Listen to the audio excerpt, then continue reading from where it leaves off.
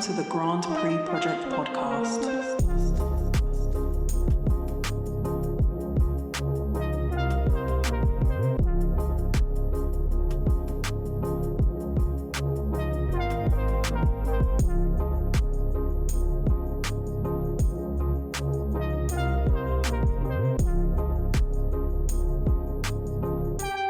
Welcome once again to the Grand Prix Project with me, your host, Andre, and the big bro, Thanos 876, as usual. Yes, we'll be discussing MotoGP.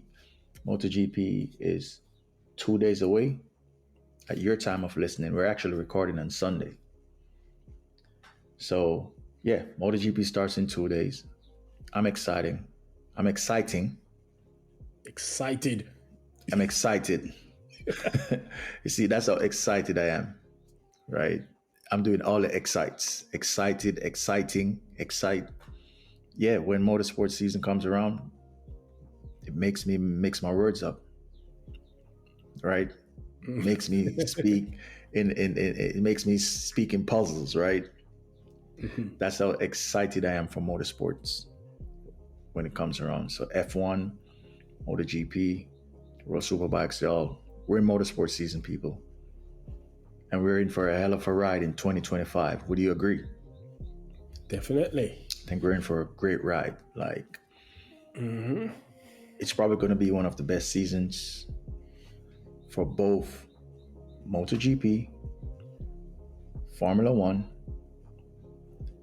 and also World Superbike. I know we haven't touched on World Superbike as much. We're going to get there. Bear with us. But I think we're in for great seasons. A great season. So, yeah, big bro. MotoGP starts. Buriram, the Thai GP. It's the first time MotoGP, or one of the very few times that MotoGP hasn't started in Qatar. Yeah. So they did the MotoGP launch, which was similar to F1 75 F1 launch. MotoGP did theirs in Thailand. Same Buriram. venue. Yep. So they basically stayed there, and now they're about to kickstart the season. So, yeah. What are you looking forward to? We touched on it in our first, pilot Episode. I think for me is, I'm a Fabio Quartararo Yamaha fan, so I want to. My view mainly would be seeing what these guys get up to. Have they been able to turn the corner from the previous 2 years where they've been nowhere? Have the concessions that they were given starting to bear fruit? From what we saw in the first test in Sepang, the Yamaha looked good. It wasn't a Ferrari. I'm not saying Ferrari. It wasn't Ducati beta, but you think based on its performance there, you'd probably say it was the second best bike in that whole entire Sepang test. It wasn't so good around this track, Buriram, which they're going to be racing at this weekend. So it's very likely that that test performance might translate over into the race, and they probably don't look that good. But going forward for the rest of the season, they'll definitely be there. They might be able to score some podiums on merit. And, if the chips fall in their favor, they probably could score a lucky win here or there. But the win is definitely a long shot. The podiums, it's a possibility. But I think the more interesting aspect of the season will be the red team, the Lenovo Ducati racing team. How will the Marquez Pecco partnership fare? Could it be our version of the Nico Rosberg Lewis Hamilton pairing? Yeah, it's very possible, because in that team you've got two bulls in one pen, and you can't have two bulls ruling one pen. There's going to be a clash of personalities, and someone's going to want to be, the top bull in that pen. So it's gonna be interesting. You know, how will Jorge Martin fare on the Aprilia, which he basically didn't test because of his accident. Will Bezzecchi step up and perform in his place and deliver? I don't know. This year's MotoGP season is going to be an interesting one, and I think most of the 90% of the interest, I just said 99.9% of the interest, will be on the super team. Mark versus Pecco. Let's go racing. All right, and yeah, that's definitely what most people are looking forward to, right? As you said, season starts on Friday. Yeah. First green light, you know, track goes green, light goes green.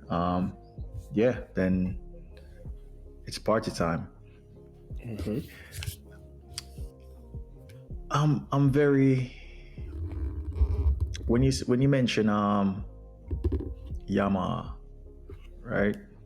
I was gonna say, when you said maybe they might get the win, I was gonna say, you know, maybe in a wet race, but then I remember that one of the greatest wet race riders actually on a Ducati. True. So it kind of took that away. It took that sting away, right? Yeah, but we've seen that same great wet race rider make mistakes in the wet as well. But we're not going to do that, because at the end of the day, what's his strike rate? Yeah, he has a high strike rate, but in the 90s, in percentage in the 90s. Yeah, but again, it's not 100%. So nothing is 100%, right? Nothing is 100%. But if you're talking about wet weather prowess, here's two riders: Mark and who's the next one? And Jack Miller. Yeah, and he's on a Ducati. No, he's on a Yamaha. He's on a Yamaha, right? So, Yamaha. Yeah, so I was gonna say maybe they might get a win, and I would say in a wet race, maybe Jack's got a chance on the Yamaha. Maybe that's gonna be their chance, but you never know. That's the thing that I love about MotoGP. You never know. You know, they say it in football, but I'm gonna say it in MotoGP on any given Sunday. Mm-hmm. You never know, right? So my thing is, what I'm looking at is how comfortable is Mark going to be on that Ducati, right? Because the thing that's scary, right? If he's super comfortable where he's not on the edge, where he's not biting the screen to get this, it's... If the performance comes easily to him, where he doesn't look like he's overriding the bike, then it's going to be a problem for Pecco for the rest of the year. And then at the same time, I want Pecco to make... I want it to be a fight. Well, it has to be. Yeah, I want it to be gladiator-like, right? I want it to be just a great season with Pecco, Mark, Martin. I want Martin to come to the fort, right? I want Bezzecchi to come to the fort. He did well in the Birmingham test. I want Alex Marquez to be consistent over the whole entire season, right? I want Digia. That's Digia and Antonio. I want him to come back and recover fast enough so he could perform. I just want a great season. Yeah, I think that's what we all want. Definitely. It's what we ask for every single year, and most years you got that. Last year we definitely got that. Granted, Pecco should have won that championship, but you know, those mistakes that he made in the sprint races pretty much cost him. And again, with having Mark in the team, you can't make mistakes now because you're going to be punished for your mistakes. And that's what happened to him last year. So this year he's going to have to come out, Pecco that is, and he's going to have to be more precise. He's going to have to be precise and at the same time be more aggressive with his riding, be more forceful, you know, because we know what Mark brings to the table. Mark is not only he's one of the best, he's also an opportunist. If he sees an opportunity to overtake or do something, he's going to do it. He's not going to sit back and just wait for some things to fall in his lap. He's gonna make things happen himself. So Pecco is gonna be in for a rough ride, and we in the first part we talked about is this: how will Gigi deal with this dynamic? Because I said it personally, I think signing Mark was probably a mistake, because again, you're putting two alpha males in the same team, and that's going to create animosity. How are you going to deal with that when that arises? You keep saying that though, but I still disagree to say signing one of the greatest motorcyclists racer ever, is a mistake. It doesn't make any sense, especially when your top guy lost a championship to a satellite team. It does not make any sense. Yeah, but I said it's a mistake in the sense of the dynamic it creates within the team. You're putting two combustible elements together. It only needs a spark for it to explode. I don't think they're too combustible. If it was Martin and Mark, that would be combustible. I don't know, because again, we've heard conversations between Pecco and Mark before. Pecco has been asked many times who he'd rather his teammate be, and I think at one point he went Bastianini or Martin. He never considered Mark. Which makes sense. Why would you want Mark as your teammate? That's what I'm saying. So having Mark come in, so he's against it. He's somewhat against Mark coming into the team. So bringing in Mark into the team, to him, can be seen as a slap in the face.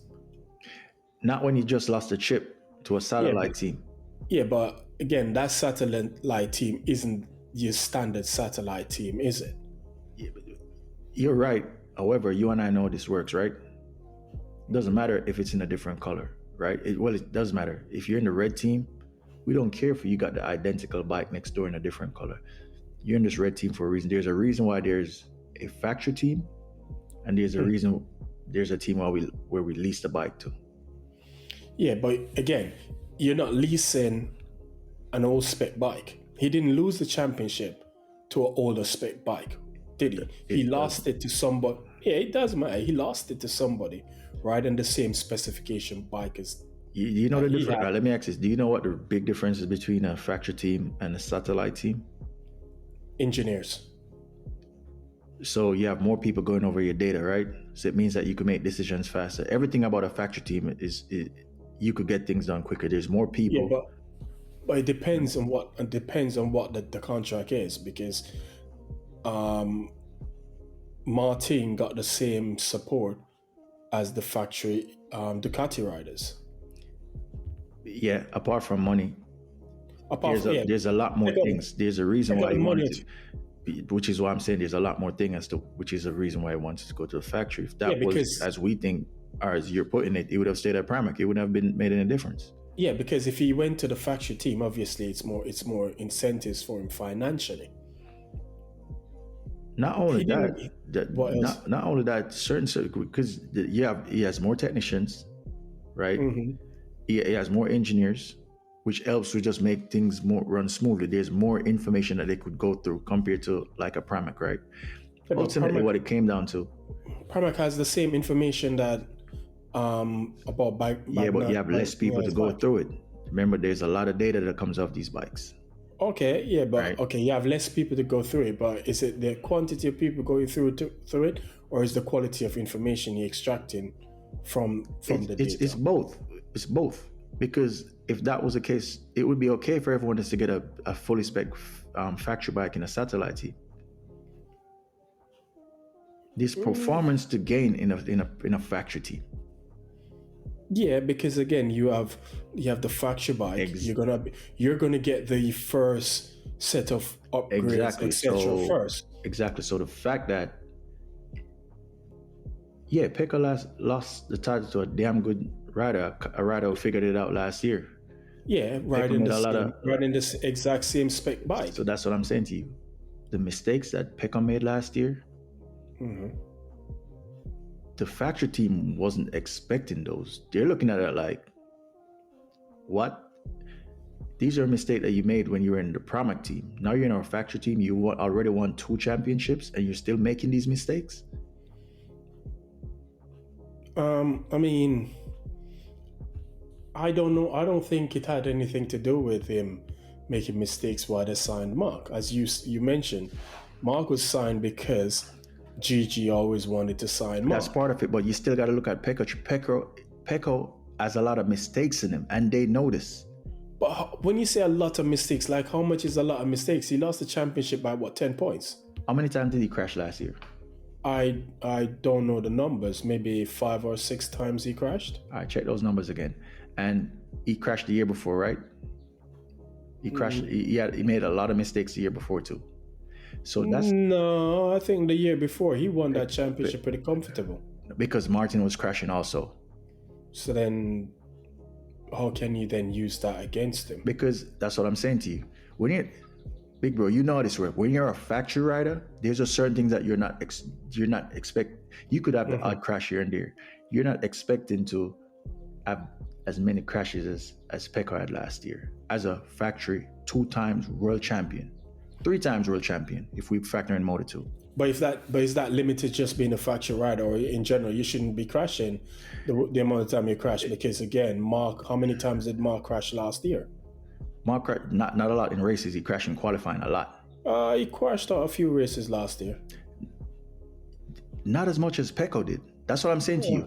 If you look at Mark, when Mark is a championship contender, he really crashes a bike in a race. That's the difference. And Ducati knows this. They know that if we could get him a bike that works, there's a possibility. That's what's going to be my next point. The thing that Pecco has to be careful of at all costs. Mark too, because it's not like Pecco ain't no slouch. Mark is older, right? So Mark has certain disadvantages too. But if I'm basing it off track record, because Mark is riding at a high level, we cannot deny that, right? As do Pecco. Yeah, but I'm looking at where Mark is. Mark is over 30. Mark is closer to the end of his career, but he's still riding at a high level. The thing that Pecco has to be careful of, right? If you make Mark slips and get a 25, 30 point jump on him, he's in trouble. I mean, if he gets that big a lead, he's not going to win the championship. Mark pretty much is going to cruise win the championship. But my argument with this is, right, there was no urgency to sign Mark because, again, with the exception of last year, Pecco has proven that he can win you championships. And he also proved he could lose you one too. Okay, but he has won you more than he has lost. So the thing is, right, and you're right, but I still cannot get the idea as to why Ducati, the best bike, wouldn't sign one of the best rider on the grid. It does not make any sense when he's still at a high level. Yeah, but again, how does it make them any different whether they sign him or not? Because you still would win the championship with Pecco. So let me ask you this, right? No, at that point, yeah, you would think until he lost it last year, right? So that's what I'm saying to you. These guys, you got to remember, right? These guys are seeing things that we're not seeing, right?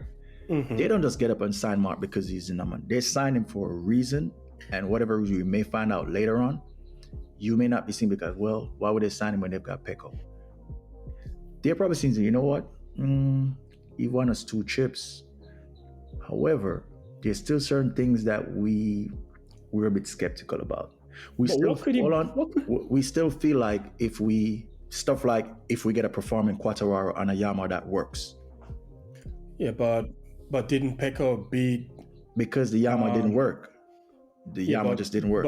And he clawed back 80-something points. Okay, so what does that tell you about the quality of Pecco? It tells me that if Quattararo had a great bike that he could compete with, probably would have won that championship. Okay, and wasn't that Pecco's second year on the Ducati? No, but remember he was at Pramac. You mean on the factory team? The factory bike, yeah. Yeah, right. So that was the second year on the factory bike. Yeah. Look, the thing I'm trying here is why I find the whole signing thing confusing.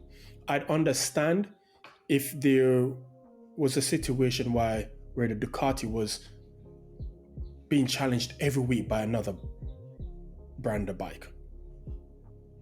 It's not. I think when you look at sport, you look at sport in a comfortable way. I don't look at sport. No, I'm not. No, but this is because let me ask you this: why would you have a 8-time world champion who's performing at a high level, right, somewhere else when you could have him in your team?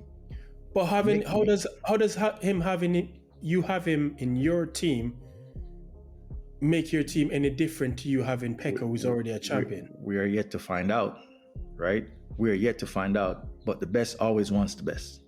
And yeah. I still cannot understand how people object to Mark being on the Ducati. Look, I'm understanding. Because what you want comfort. You want it to be safe. No, but that's the thing. You also have to factor as a leader. You also have to take that into consideration. How will this dynamic affect the team? You have to consider the team as well. We're yet to see that. But what we do know. So let me ask you this: how is it different from Ferrari signing Lewis? Why go for 40-year-old Lewis Hamilton? Because Lewis is at the tail end of his career. Lewis is not.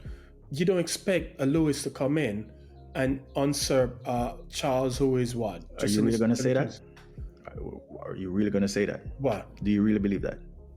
Believe what? I'm sure we've had conversation, and you said that Lewis is going to Ferrari to win. Yeah, of course he's going there to win. That's his intention. And why do you think Ferrari signed Lewis Hamilton? Was it to be behind Charles? That's a different thing. You can't compare them, and this is why you can't compare them, because again, in Formula One, Ferrari is not the dominant team. It's not the dominant team.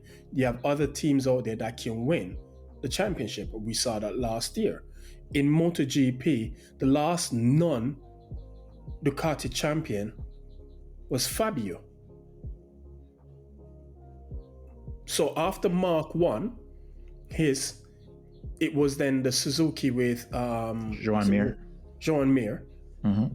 Then the next one was the next non-Ducati was Fabio. So Ducati has been the team. They've won the last 3 championships, right? Because Fabio won his championship in 2021. Pecco did back-to-back. Yeah, so Pecco did back-to-back in 22 and 23. So let me ask you. Hold on. So let me finish. So in that respect, there's no other bike out there that can challenge the Ducati. It's clearly the best bike. And I like where you're going with that. So let me ask you this. So where should have Mark gone? Where do you think Mark should be? I'm not arguing against him saying I'm asking him. Where do you think he should be? If you think it's a bad signing, where do you think I never said it was a bad signing. I said I don't like the signing because it's going to create a problem within the team.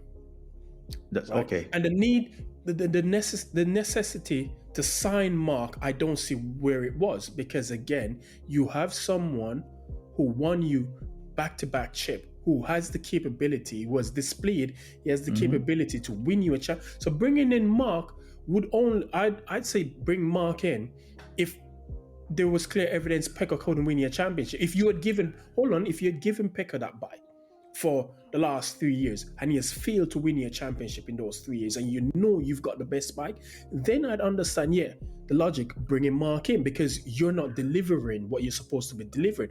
But he has delivered you 2 championships. And as I was going to say, he lost one, right? So he shouldn't have lost. So let me ask you this. So Mark was already in the Ducati stable, right? Yes. So let me ask. So what would have been the solution? Sign Martin, right? That what you think that would have? Martin? Yeah, I think Martin deserved the seat, because Martin was in the. Because Martin was on the satellite Ducati. Granted, he was on the same spec, but he was performing just as well. So why, good point. He should have, in actuality, he should have been rewarded with that factory seat, because he has displayed that he did everything he needed to do to get that factory seat. Cool. But again, like you said, Gigi wanted Mark. And I get that. You're right. It's not down to performance. So where would Mark go? Gigi didn't want Mark based on performance. He just wanted to have Mark in his team. Are you crazy? What do you mean by I didn't want Mark based on performance? Because what difference having Mark in the team would make to the performance of the team? What we said in the first part, because they're seeing stuff that makes him go, wow. You're seeing stuff that probably say, hey, if he was on this bike, he would have probably dog walked Martin and Pecco. Wow, that's why they're signing him. So let me ask you this. So, okay, let's go your route. Keep Pecco, sign Martin. Where does Mark go? As he's already in the Ducati camp. Go to Pramac on a factory bike? Well, that was the actual agreement before, wasn't it? And like I said, because I don't want to repeat what we did the last time. Okay, so Martin goes to the factory team. Mm-hmm. Pecco stays. Mark goes to Pramac on what seems like the 24.9 now, right? Uh-huh. And as I said, if you're seeing data that makes them feel like we need to sign him and they don't, and then he goes to Pramac, and I said this last week, so I'm going to move on because I don't want to repeat what we said last week. Now he goes to Pramac on the bike. They know they have the data that shows that he's probably going to dominate, right? Hypothetically speaking. Just say, they see data that say he's going to dominate. We put him over Pramac. Once again, the Pramac team beats the Ducati Lenovo team again.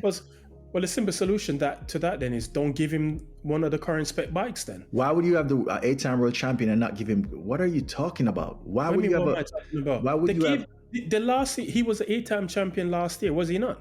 Yeah, but because there was contracts involved with that, and bear in mind he was in the Gresini team. You know that Mark, when he went to Gresini, right? He did the 1-year contract, right? Because he didn't want to go out of sync, right? So he did 1 year, and that's what Gresini had. Their contract was with old bikes, right? Mm-hmm. So he did that deal because, as I say, he already had dreams of riding the factory bike, right? Mm-hmm. So you're telling me that the way that you want it to go, once again, you want the easy route, is for Ducati to have Martin and Pecco and not give Mark the best thing, not give him the best bike. Why would you do that? Why would you have a guy that's still in his prime, that's still riding at a high level, and dog him with a bike that isn't working? That does not make any sense in the sport. But again, the point of the team principle is you're supposed to manage your team. What do you want for your money? This is the question. What do I want as a fan? I'm paying money. But again, you're the team principal. You're not a fan. No, but ultimately, no. Ultimately, this is a sport.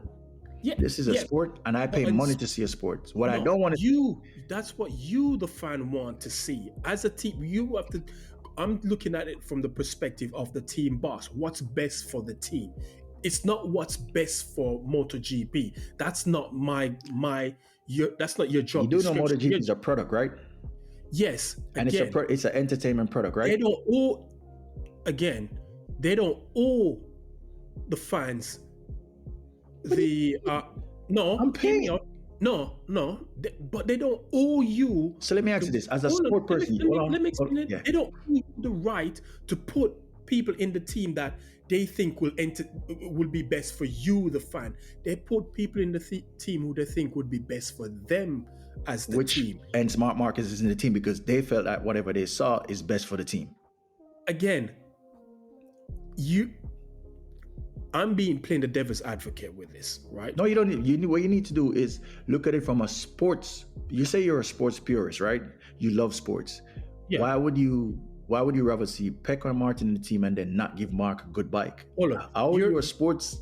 No. Look, like I said, I'm being a devil's advocate with this. You're misinterpreting. No, I don't want you to be. No, that's what I'm saying. I don't want you to be a devil's advocate. I want you to be we're here to discuss sports. We don't want to play devil's advocate. We're talking about devil's advocate in discussing sports. So hear me out. Just hear me out. So my thing is, okay, I understand the reasoning why they signed Mike. I understand it, but what I'm saying is, from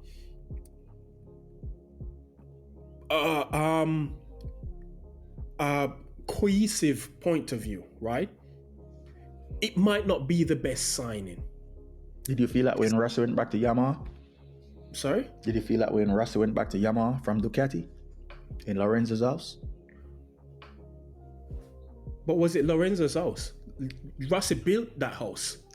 No, he left and Lorenzo became the man. But should they have come back to the house? It doesn't matter. But Russell built that house. It's not the same thing. Rossi built that house. Rossi jumped off the dominant Honda at the end of 2002 onto a Yamaha that Biaggi and Melandri couldn't win on, and won a championship for them back-to-back years. But what I'm saying to you, when But when he left and Lorenzo did what he did, right? Because it became Lorenzo's house, right? Yeah, So, but bringing so there back wasn't any Rossi other in. rider. But there wasn't any other rider that you think could have gotten that seat. But hold Was on, benefiting. but bringing Rossi back in, Rossi was already showing his performance was already declining. So bringing him back in wasn't really a threat to Yamaha because they knew Lorenzo had the speed. They didn't bring Rossi back in because they felt like if Lorenzo couldn't get the job done, Rossi would get the job done. So I guess what you're saying that Gigi and the Ducati family shouldn't have disrupted what Pecco got going on? Is that what you're saying? Yes. Yeah, because he just lost a championship, and that's the very reason why they probably saw those things and be like, you know what, this guy is still error prone. No, but they signed him before he lost the championship. But that's what I'm saying to you. These guys are not just signing things, pulling it from out of thin here. They're seeing things. That's how they sign these riders, big bro. No, but you said Gigi has always wanted to work with he has Mark. always wanted him, but he was not just gonna sign him just because he likes him. He Why not? Be like, you know what, no one is gonna sign someone because they like him. He's an 8-time world champion, so why wouldn't they sign him? No, because he still has to be showing performance. No one is doing that. But we all know the only reason why Mark couldn't perform was because of the quality of bike he was on. His ability to perform was never in question. Gigi didn't need to know how Mark would perform. He knows what Mark is capable of doing. No, you can't say because Mark from Mark's very own mouth, from his own mouth, he did say he wasn't sure what was going to happen. He said, I've been through the ringers. My arm is messed up. He didn't know, which is why, because he said at one point he was thinking of retire. He said if the last year didn't go, he would have retired. Yeah. Okay, fine, fair enough. But right? Again, my argument. Look, this is why I said I'm just playing devil's advocate here. For a more cohesive point, I'd understand the Mark signing if Pecco wasn't delivering what the team wanted. Then you could understand it, because then you can look back and say, well, sorry, Pecco, you had the bike to win the championship 3 years in a row and you lost all 3 years. We're going to have to bring somebody in who we know can deliver if we give them the bike. But Pecco's proven that he can deliver the results. So bringing Mark in now, you pretty much upset the balance of the team. I beg to differ. I think it's great for the team. Right, I think it's great for the team. It's great for the sport, and that's all I care about, to be honest. Right, let me look at this real quick. Right, that's all I care about. But you have to care about both. That's what I say. But I think it's good for the team too. I think it's good for the team because guess what now? Because now you see, they tested the 2025 engine, didn't work, right? So in your area, they'd be like, you know what, the bike is already there, just stay there. Now they're gonna go for one of the greatest to push them even further, right? That's what they're looking at. They say, can we go any further? Can we push any further? Are we getting the maximum out of this bike? Maybe these are the things that you're looking at. They're like, you know what, from what we're seeing with Mark in this 2023, I think in this next bike. But what's the but hold on. You said the issue they're having is the fact that the engine isn't working as how they'd like it to be, right? Yeah. So how can Mark push that any further? I'm saying with the current bike, when they're looking at these things, right? They're probably looking and be like, if he's doing that on the 2023 and they're going to cross-reference data, they're probably like, you know what we're seeing Martin and Pecco do. When we're looking at this data, it looks like there's another 210 in this bike. That's something you don't know what they're seeing as to why they signed him. Because it's all about data. Everything is data driven. So maybe they're seeing data, and when they're cross-referencing, they're thinking, oh, we thought the bike was at its maximum, but hey, looking at this data over here, compared to this bike with this, I think we have a whole another 210, 310 in this bike. We just need him on it. Yeah, okay. You got to remember, it's not about just winning a championship. It's about how dominant can we be? Can we go a full season without losing a race? Maybe that's the next motivation. You never know. That's not going to happen. But the point is, so you finding that, I'd understand that if there was a team right up their ass challenging them week in, week out. But there was only who won races last year? Aprilia. Main races. Aprilia. Which was Maverick. Yeah, so in Kota. So the only main race that was won by a non-Ducati was an Aprilia. But you heard what I just said to you? Mm-hmm. Yeah, they're winning, right? Yeah. So now their motivation might be something else. Yeah, I know we could win a championship, but we need to dominate. We need to. What if their next motivation is to just, as I said, win the whole calendar? We don't want to come set. We just want to dominate, and because at this point we're winning. There's nothing else that we win everything. We know we got the best bike, but guess what? We need to see this bike break track records for the next couple of seasons. We need to see this bike win everything that's going. You never know what are their motivations. You never know what data these guys are seeing. I don't think they just sign Mark because they like him. There are things and there's reasons as to why they signed him. I don't think it's just out of thin air. There's something that they saw as to why they signed him. And that's exactly what his crew chief said when I think is it the race or one of them media outlets interviewed him. And he's saying he said, I could understand why they signed him. You don't see it, but I see it. Right, so that's why I'm okay with it, and I just want to see what it. Now, who said it doesn't necessarily mean that Mark is going to win a championship. Pecco could step his game up, learn from last year, and step his game up to a whole nother level. You never know, which is why I'm okay with it. Yeah, again, I'm not disagreeing with that, but at the same time, you've also introduced an element into a situation that could explode in your face. You could end up having a similar Rossi Lorenzo situation in that team. Did it bring them championships? Yes, but again, the bad blood was there. You had to deal with that bad blood dynamics. And did he think that got more eyes on the sports? You keep. No, because you gotta understand, all of this is part of the sport. Bad blood is part of the sport. We just said it. Booing is part of the sport. Bad blood some people likes it for that. Again, we're not looking at it from the perspective of fans. Remove ourselves as fans and look at it from the perspective as say we're running a team. No, we're not running it. We're fans. Let's not change our title. We're fans. No, we're talking about this podcast from a fan perspective. Yes, I don't care about the team principle stuff, right? I'm not disputing that side of the argument. We're trying to be balanced here. We're saying, you keep saying it's a good signing from a fan's perspective. That part I'm not disagreeing with. But what I'm saying is, because you're saying basically it's their responsibility, Ducati's responsibility, to have a lineup that's entertaining for the fans. No, it's not. Okay, let me play the team principal. Okay, because that's what I'm saying. It's going to be difference of opinion. So we're going to move on from this shortly. I'm a team principal. Like, I'm a GG. I designed a bike with my team. It's a dominant bike, right? We've won the championship. It's my bike. Even if Pramac won, it's my work, right? It's my team's work. So I'm cool with that. So I'm over here and I'm looking at this other person over here, and I'm looking at all this data that they're putting to me. I'm like, as a team principal, as an engineer, because Gigi's an engineer before he's anything else. He's engineer driven. So I'm looking at it, it's like, oh, so you're telling me that, oh, we won a championship, that's cool. So you're saying that this guy over there on that bike, if we give him this bike, he could go 2/10 quicker? I thought we was at the maximum in this motorcycle. Well, no, boss. No, we're not. I think if we put him on it, we could see even more dominance. I know the novelty of just winning championship has worn off. I want the next motivation, which is to possibly have the opportunity to win everything and really cement my work as the greatest ever in MotoGP. Because you won every race in the season? And dominated, like a bike that literally break track records after track records throughout the season. The GP24 did that last year. It doesn't have all the track records. That's what I'm saying to you. So that's what I'm saying. The motivations are different. Are different. Winning, you got to remember. The motivation should be to win the championship.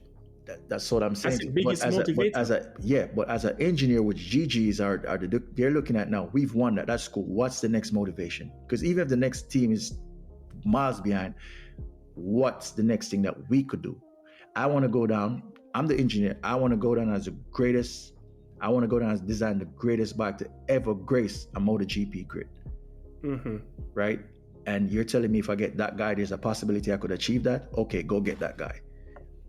You see something? There's a lot of things as to why it could be, why he's there. It's not just winning the championship. There's other motivations because they're used to winning now. So then his motivation is personal. It could be a team thing. It could be a team of injury, like, yo, we want this. Because after winning, what else is there? That's never going to happen. You don't know this. No, I think we can pretty much guarantee that it's never going to happen. You're never going to win. No, I mean, everyone thought the RB20 in 23 was going to win every single race that year. But it doesn't stop them from dreaming. That's what I'm trying to explain to you. Because let me ask you, after winning, what does? If you've won everything, two things happen. You either find enough of motivation or you get bored. Mm-hmm. Okay. But you can't. But people don't get bored of winning. In that arena, in the arena of sports, nobody gets bored of winning. Yes, you could get bored of winning, especially if you're on a motorcycle that's just dominating, whereas like there's not even a close challenger. Well, no, you're not going to get bored of winning because you want to win. Your motivation is to win. So if you win, you want to keep on winning. You will never get bored of winning. Of course, you have people that get bored of winning. People get bored of stuff, and then they have to find a different motivation, which is why you have some players in some sport. People might be like, why did he leave that team? They're a winning team. Hey man, I wanted another motivation. That I won. I thought winning was going to be this, but it wore off. I need to go to this team who's struggling and see what I could do. Okay, but what's his motivation to do there? Huh? But you leave a winning team to go to another team. What's your motivation? To win again. So your motivation is winning. So you're not really bored of winning. You just want to try and win in a different way now. Exactly. So now, the entire goal is to win. So you're right. So with the Ducati now, they're winning, but they want more dominance. We want to dominate. We just don't want to win, because there's winning and there's dominating. There's making that person know that you ain't coming nowhere close to me anytime soon. I'm gonna make sure y'all get buried.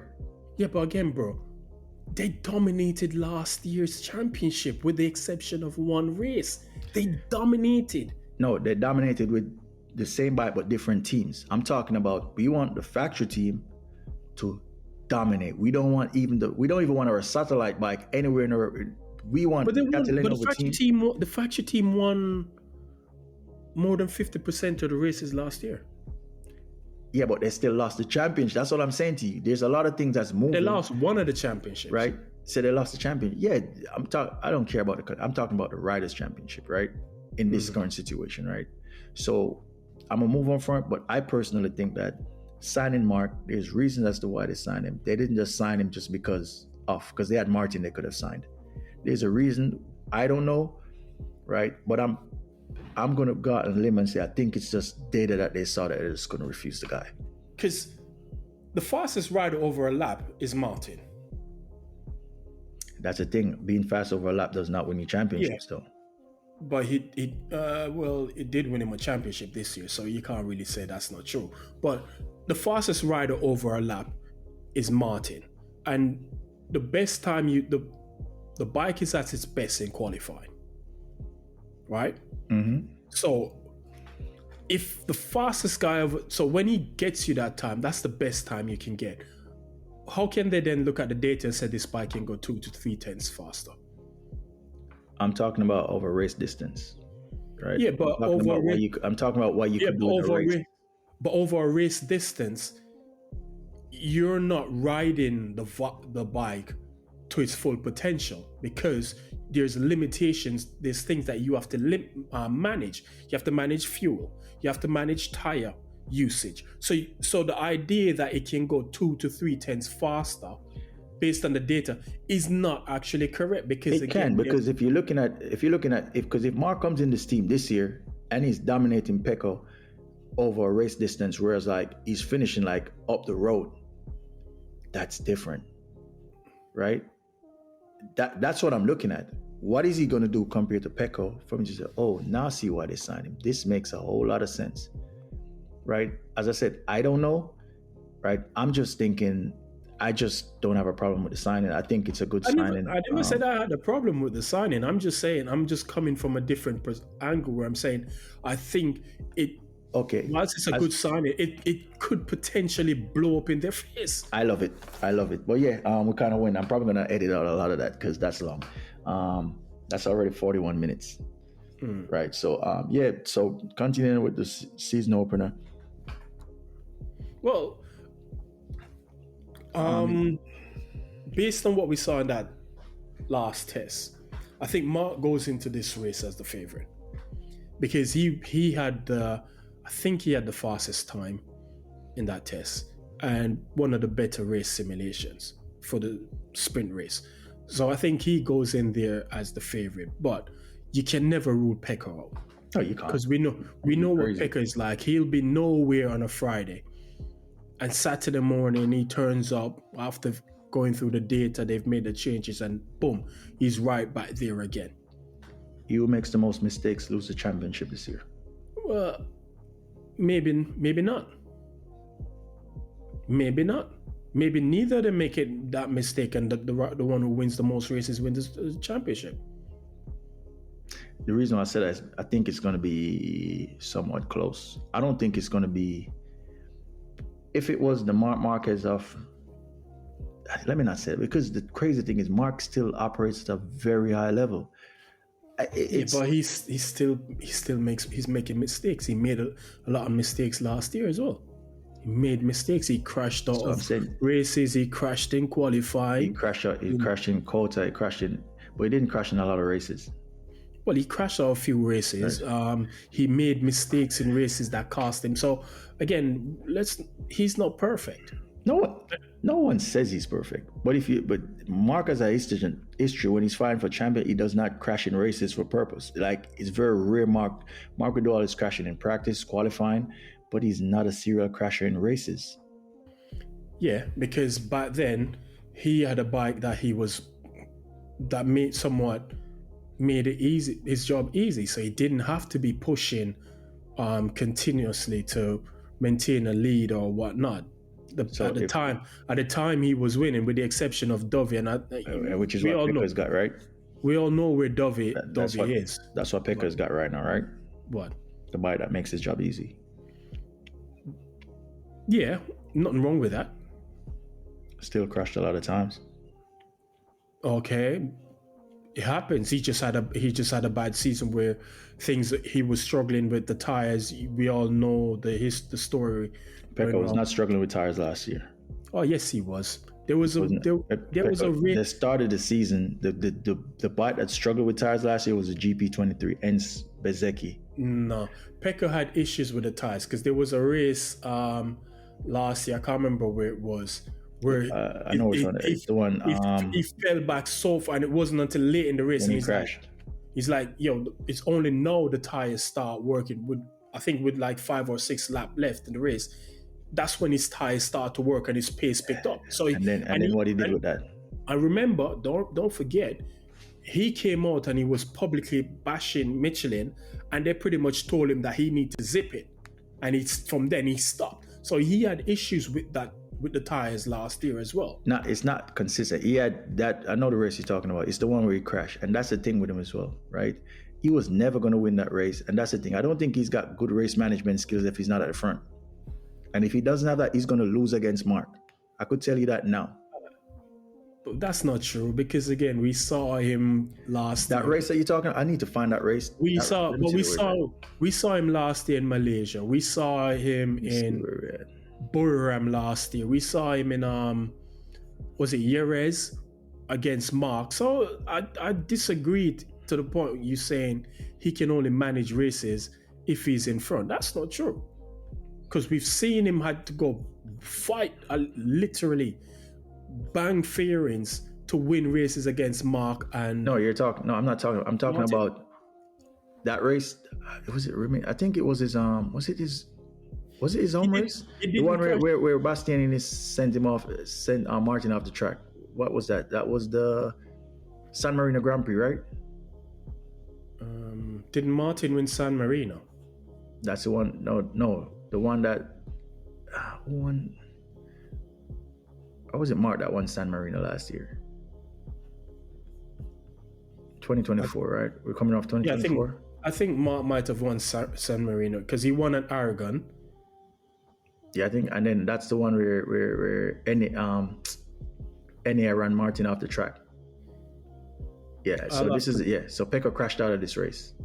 Which race? This is the race when his tire was giving him the issues. Yeah, so but that I'm sure that wasn't the only race. There was another race where he complained about the tire, and you could see that he was having problems with the tire. He didn't crash out of it. But the point is, I don't think it's a fair statement to say, he can only manage races if he's at the front of the race. We've seen him kind of, and again, you also have to factor in as well. And when I say manage, I mean that race, the how far he fell back with those tires, the way he was pushing, he was never going to win that race. And because so these are the little things that he's still got in his armor. But that still isn't ironed out. That's not fair because that's not me. Everyone in MotoGP know. All the journalists, they knows this. Yeah, but if you ask him about Pecco, what's Pecco's fault? Pecco tends to crash when he doesn't need to. Right? If there's a chink in Pecco's armor, that's it. He crashes in crucial times, especially in races, right? And I could tell you this now: if you're going up against a Marquez who is competitive and thinks he can win a championship, you will not beat him with that chink in your armor. I could tell you that right now. That's pretty common, isn't it? It's not rocket science to come to that understanding. But I think, Pecco isn't being given his due respect. People give him his due respect, I think, but you still can't, because what people are trying to, because he won 2 championships, is like, okay, he's not beyond reproach. He makes a lot of mistakes. I don't think anyone is saying he's beyond reproach. The point is, people always assume that he's incapable. He doesn't have that dog in him. And I don't think that's fair. That's a different story. I did not say that. I said Pecco Bagnaia. I'm not saying you said it, but people have this view of him that he doesn't have that dog in him. He does have it. I just think he this season he's really going to have to be on his A game. So those races let's see what he does. Obviously, he's going to have to, because again, he has Marquez next to him. So you can't, where every mistake, he will punish you if you make a mistake. So he's going to have to be on his A game. And I think last year proved that. Yeah, so let's see it pans out. Move on. Martin, I think he's going to make the first race. Yeah. He's going to make the first race, but the problem is... I think we're going to have a full grid the first race. I don't think anyone's going to be missing. We were so wrong on that one. It has since been reported that Martin will not be attending the first Grand Prix of the season due to a training accident. This is big news. This is why I love this sport. You never know what is going to happen on any given day. I wish Martin a speedy recovery because I want to see him on this grid. However, he's got his teammate Bezzecchi. Only hope he could hold the mantle and carry the torch for Aprilia Racing. Yeah. Well, back to the regular scheduling. Let's continue this podcast. The problem is, will he be fit? Yeah. Will he be fit?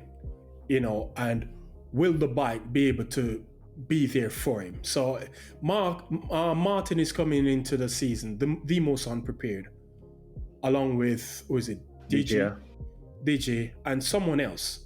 Fernandez did come back to the Burram. He did come back to Burram. Yeah, so these 3 will be going into the season very well unprepared, and Martin, I think it's a big season for him because of that switch, and again, he had no choice but to make that switch. So to have that crash and to have that injury put him well on the back foot, because I said to you last week, I don't think this move is going to pay off for him in terms of delivering him a championship. And again, that's not his fault. I think the bike is somewhat there because what Bezzecchi did on it, I'm not sure if it was just track specific, but at least he could look at them like, well, at least the bike is somewhat there. The bike is what we saw from them in Burram is track specific.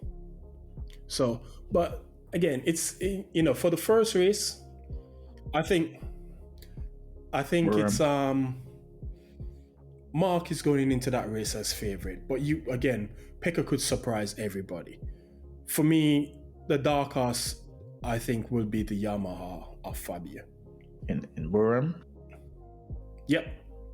That's a bold one. You know what my dark horse is? Who? Alex Marquez. He's going to be on the 24, GP 24. That's my dark horse for the whole season.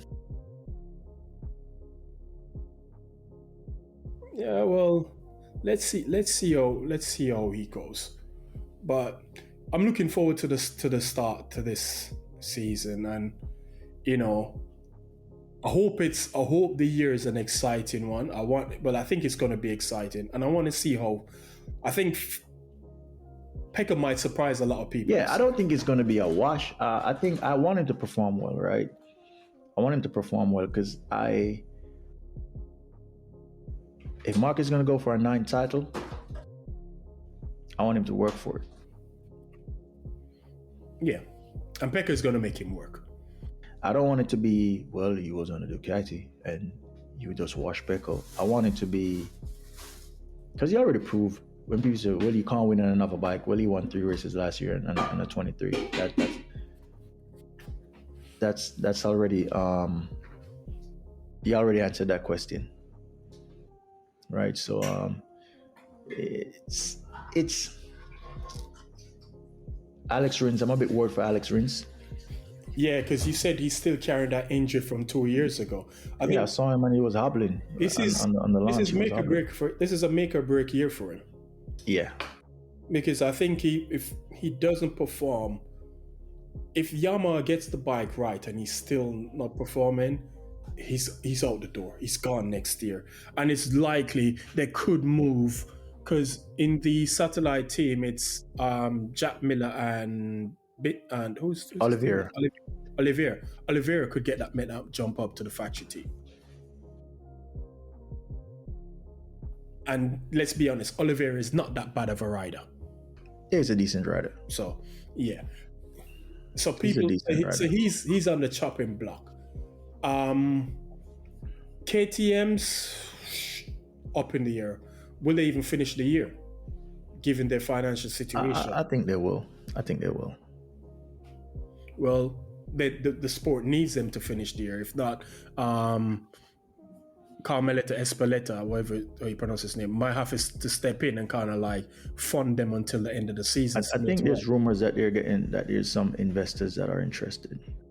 And since we recorded this on Sunday, news came out on Monday that BMW was actually interested in purchasing KTM. However, on Tuesday, the Peer Mobility Group has announced that the KTM AG's restructuring plan to pay back their creditors and ensure its survival was accepted in a regional court in Austria. That's good for KTM. I'm happy that they're getting a lifeline. That's good for MotoGP. I'm happy that people got to keep their jobs. You never want to see people lose their jobs. But that means that one segment of the podcast is going to be totally edited out because that's now old news. So I'm just going to go right into the podium predictions for this weekend's race and Moto2 and Moto3. Then we'll just wrap it up. What are your podium predictions for the opening race? All right, hear me out. Pecco for the win. Yeah. Mark second. Alex third. I think it's going to be definitely a Ducati whitewash. I think it's definitely a Ducati whitewash. But I'm giving Pecco the win just to jump off the Mark Marquez bandwagon. I'm gonna give Pecco the win. Okay, I'm gonna go with the same podium.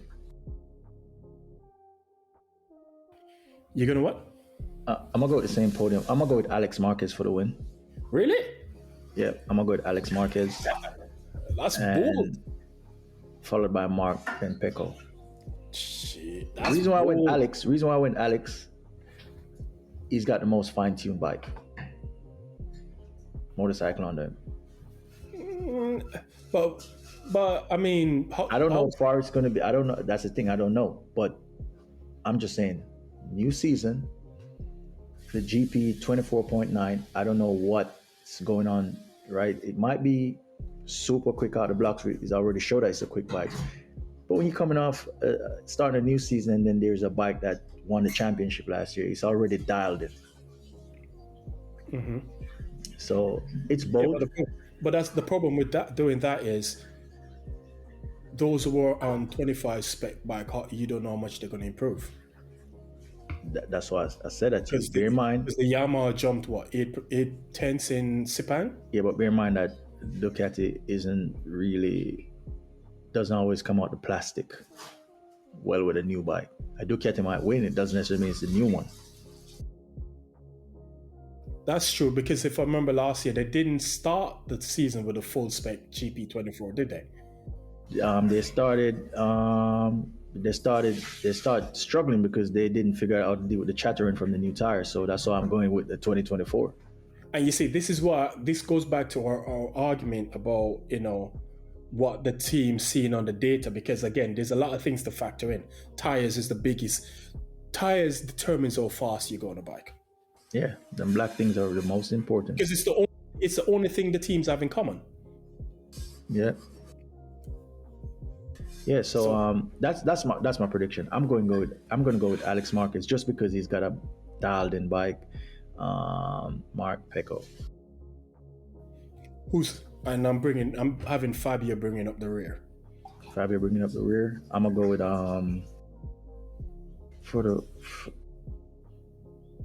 because he's injured, it's probably gonna be tough for him. Bringing up the rear. I'm gonna go Bezzecchi. I'm gonna go top rookie Furman.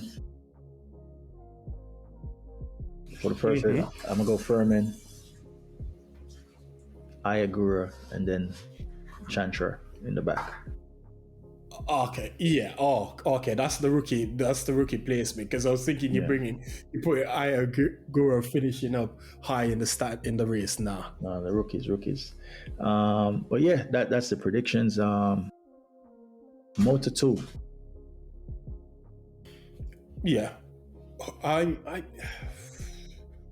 who is Sergio Garcia? What's the kid name from? Is it the Colombian who won the Moto3 championship? David Alonso, because he's the first Colombian to ever win one of those top flight championships. Mm-hmm. They've never had one before, and I think he could surprise a lot of people. But I know your reasoning already. I think he could come good over, but I don't think he's going to feature in the first races. Really? Why not? Yeah, I just don't see it. In his testing, he was like, It was 15, 12 and something over the days of testing. No, it's only tested. I think he's going to come good, but I'm giving him like 4 races. Okay. Maybe half a season to really get up to speed. Because I said, that's just my take. So if he comes good before that, I'm happy for him. So who's your favorite for the championship? For the motor, what's my guy's name again? He rode for the Mark VDS team last year. Fabio's friend, best mate. Tony Arbolino. Yeah. Where is he riding? Tony Arbolino is at where is he at now? He switched team. Let me tell you where is he at, because I just had it on my notes right here. He's Pramac. He's at the Pramac Yamaha team, Moto2 team. Blue Crew Pramac Yamaha is where he's at. Who's that again? Tony Arbolino. Yeah. See, but I think the favorite for this championship should be what's my boy's name? Is Canet still in Moto2? I was gonna say Canet should be the favorite. How long has Canet been in Moto2? Long. Jesus. Long. Yo, that dude's name been around for so long. It's like he's part of furniture. He should be favorite. But these are some riders to look out for me from my list, right? So Sergio Garcia, if he hopefully recovers from what happened, that meltdown last year. Yeah, because the way he started last season, I was like, yo, this kid's gonna run away with the championship. Yeah. He reminded me of what's his name, Celestino Vietti. A couple years ago, where he started like a house on fire, and then you just like, okay, what's going on? The guy, I think he crashed like in 7 straight races. You're like, tough. Yo, what's going on? He didn't do too bad last year, but he started well. But he's a fast rider. Because he's on the KTM. Yeah, he's a fast rider. He's on the KTM. No, he's on the KTM. No, he's on a Celestino Vietti. He's on the KTM. He rode for KTM last year. No, there hasn't been a KTM in Moto2 for a minute. No,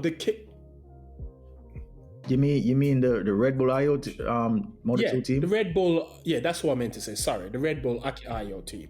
My bad. He's gone to a SUP Racing.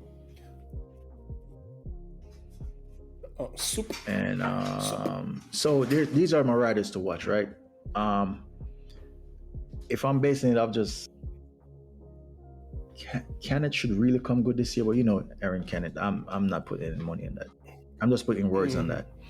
I think if he stays injury free, because remember, a couple of years ago he had some bad injuries, and he also didn't know to win races. Yeah, and I think last year he came he seemed last year, but riders to watch: Sergio Garcia, who's Jorge Navarro. He's back on the grid. We'll get Navarro because he was in he did well at World Super Sport. Yeah, and he was in World Super Sport last year, and he did some wild cards last year in Moto2, and he did well. I'm glad to see that Barry Baltas got a ride. He's not a top guy, but he's a safe pair of hands, right? So Sergio Garcia. So this is my list for Moto2 riders to watch for me. Sergio Garcia, Diego Moreira. Who else do I have on my list? Alonso Lopez. We already said Kenneth, right? Yep. And I think Kenneth and Sergio Garcia should be favorites for this favorite. And I think based on the team that he's in, and now he's got it under his belt, I think I'm gonna look at Denis Antru. He's in the Red Bull KTM IO. But wasn't he there last year? I think that was his first year in the team. So he's got a year under his belt. So, and then I'm a wild card David Alonso. Jake Dixon's also there, but I'm not putting him on my list. Yeah, but what about the Californian Roberts? He's there too, but I'm not putting him on my list either. Okay. I still think you got these young hot hands like Diego Moreira, Sergio Garcia. If David Alonso comes good, I'm not putting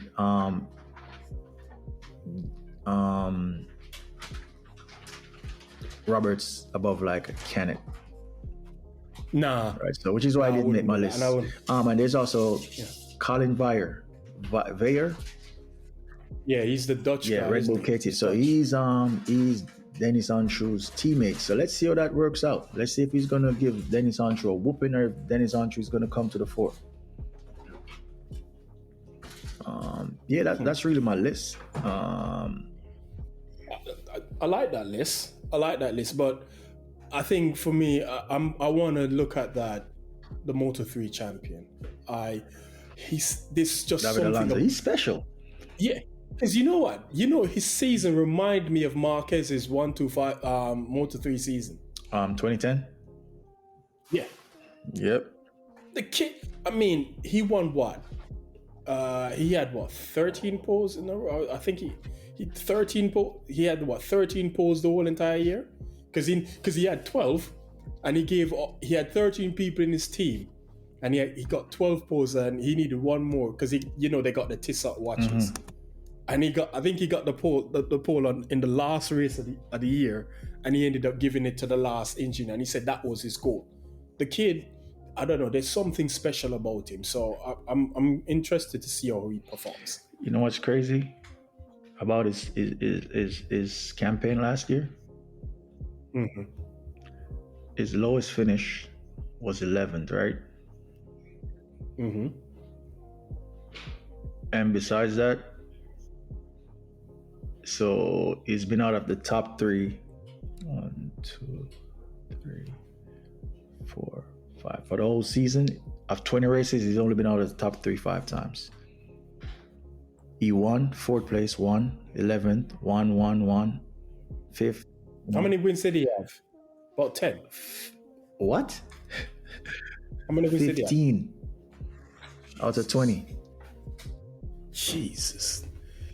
I mean, that's, and you know he's 14, special 14 because wins. again, 14. And you know that's special because you're talking about a spec series. No, it's not. Is it spec? Yeah, because all the bikes, the engines are pretty much the But same. different manufacturers. Different manufacturers, but they're pretty much the same spec. Just different chassis. And 14 wins, the kid's is special. And I think he just needs to land himself in the right situation. I hope where he is now in Moto2 is that situation for him. But Here I'm going to put him. Yeah. Here I'm going to put him. Mm-hmm. I'm really going to put him up there, right? Even though I say it's probably going to take him a couple races to get up to speed. Right? It didn't take him long to get. So, like, if you look at Rivera, even though he did well in his championship winning season, he wasn't a hot hand coming straight on a Moto3 bike. And the thing is, sometimes when you look at a lot of these champions, you have to look at the years when they didn't win the championship. Who were they competing against? Yep. Because if you look at it like a Yamaha, was over in Super Sport, he had a great race. Yeah. Where did he finish? He ended up getting a 3-second penalty in the first race. Yeah. You got to look at a lot of these guys. They're in these championships for a while. And a lot of time when the top dogs, the real hot hands, win the championship, move on, that's when these guys win.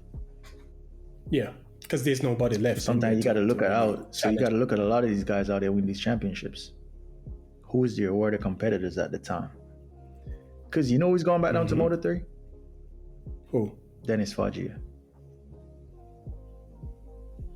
What? And Dennis Foggia, it was no slouch in Moto3. Didn't get on with the big bikes. Yeah, I think that's his career in MotoGP. Done. Dead. He's never making MotoGP. He's never making MotoGP Door with that. closed. With that. Bow. Yeah. That's like door. That's they close door, the doors. metal door, the slammer. They close every single Windows door on shut. him, man. There's no way. You can't go from Moto2 back down to Moto3 and think you're gonna make it up to MotoGP. Yeah, he's done, out of here. man. That's done. Pretty much his career is gonna end up probably being super sport. No, I don't even think he's gonna end up at Superbike. Super sport. He's gonna end up racing.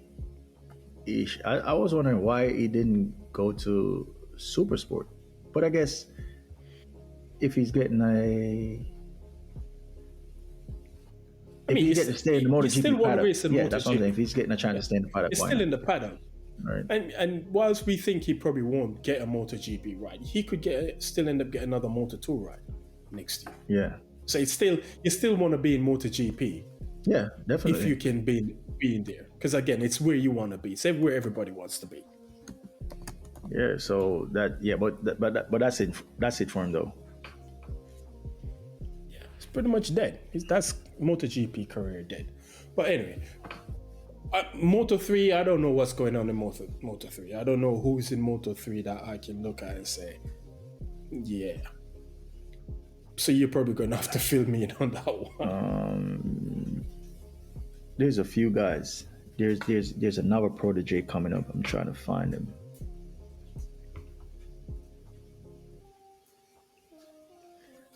Max Quiles, I think his name is pronounced.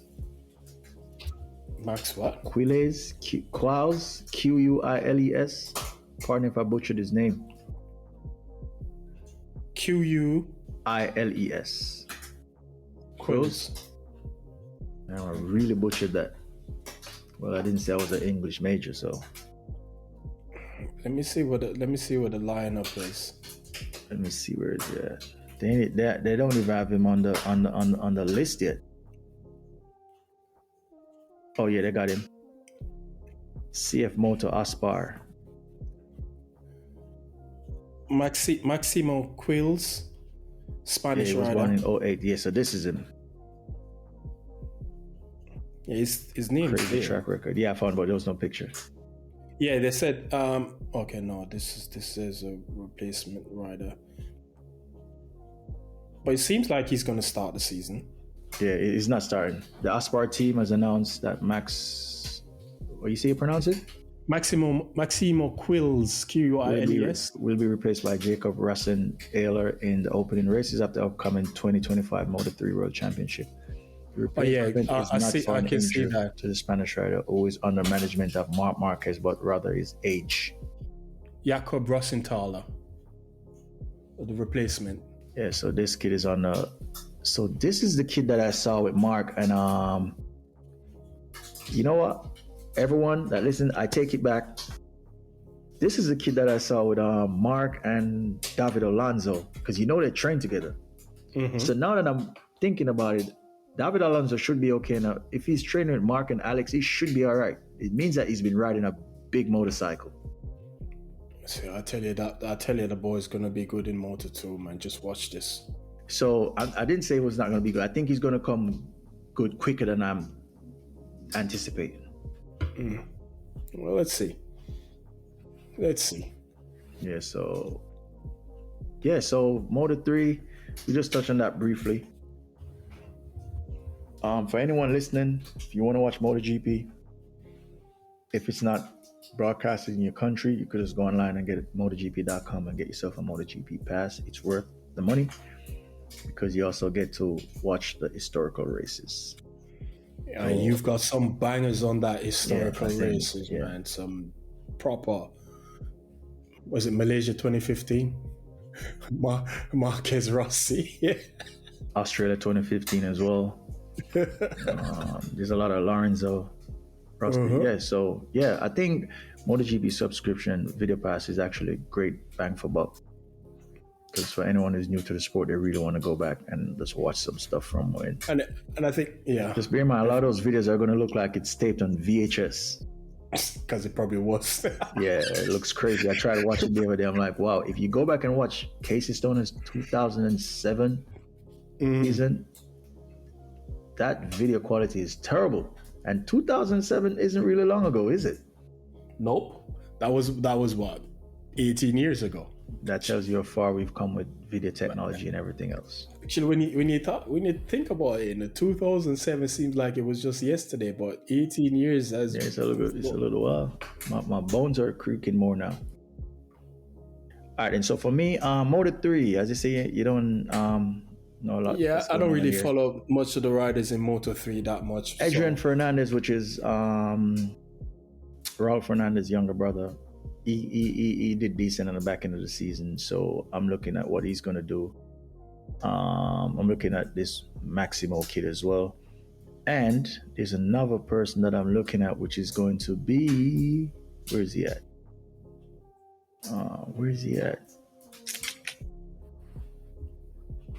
Jose Antonio Rueda is one to look out for too. Yeah, he's the one that they said smashed the lap record where they did the test. Yeah, and this is the guy I'm looking for. How do you pronounce angel in Spanish? Angel Piqueras. He's not a rookie, is he? He was there last year. He was there last year. He's not a rookie. I'm just saying more riders to watch for the 2025 Moto3 season. So I got Angel Piqueras, Adrian Fernandez, Maximo Qualls, Jose Antonio Rueda. Yeah, I think the Moto3 season might be the more exciting of the three. Yep. I think because again, these guys are young, they're hungry, they want to prove themselves, they want to, they're in the shopping window for a move up to Moto2, so they're going to be hungry. But just to recap, the season going forward, MotoGP, Marc Marquez, Pecco Bagnaia will be the feature story for the whole entire season. How will, until someone throw a spanner in the works and shock us. Yeah, but I can't see any.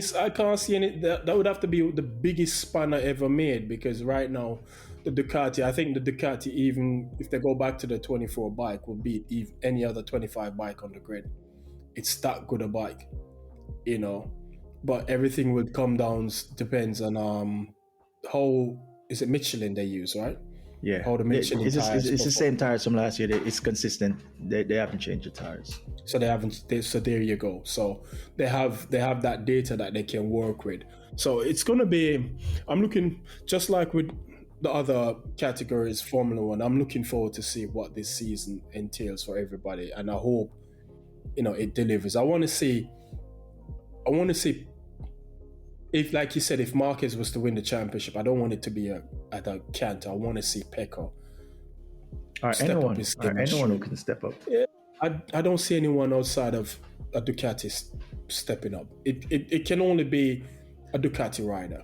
There's no other bike out there better than the Ducatis. I mean, but that's what I'm saying. What if Digi Antonio steps up? Like he's on. You never know. Any Ducati rider could step up.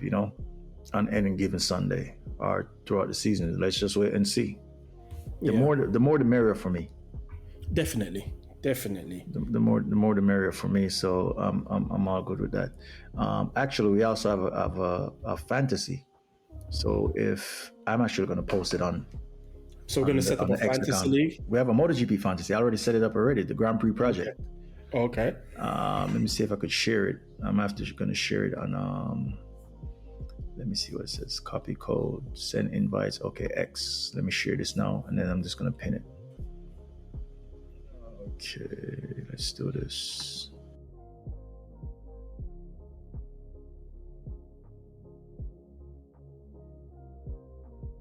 Let me switch this around.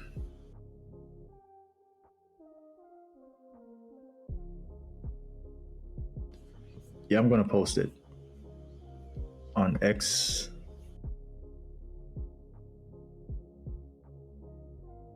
Yeah, just put it out there so we can see if we can get some people involved, and we have to put some prizes though for whoever wins the league.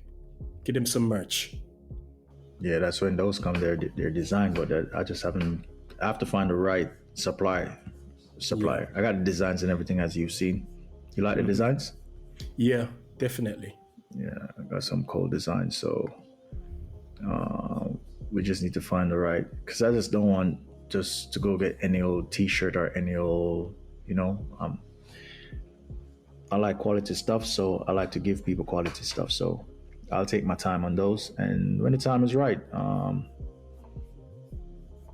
we don't do cheapness over here.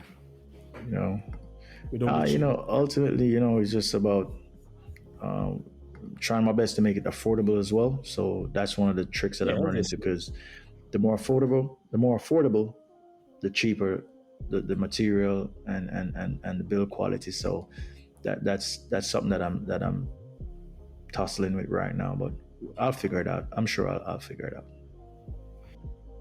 Okay, cool. Right. So yeah, we're just gonna wrap this one up. This is a quick fire into MotoGP opener. As I said, once the season gets going, we'll have a lot more to discuss. We're going to invite more people on. And yeah, if you're an avid MotoGP fan, or even if you're just someone that is just getting into the sport, casual, just let us know. Just follow us on X, on Twitter. All right, the Grand Prix Project Pod, the GP Project Pod, and yeah. We're going to be inviting on some people as we go along. As I said, this is actually video recorded. I just haven't posted the videos.